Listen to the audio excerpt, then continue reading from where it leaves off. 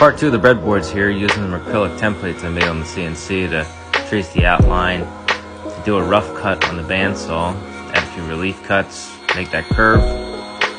Using some star bind adhesive to affix the template to the board, to use a flush trim bit to get the perfect outline of the template. Over to the edge sander, get that edge cleaned up perfect. Then drill a hole. Back to the router table to put a round over on the edge. Then we sand through the grits, 80, 120, 220. Always finish it off by hand. And then the beautiful oil bath. Let that dry, a little bit of wax. Then you have the good old finished product glam shots coming up. Fancy pictures. Like and follow for more.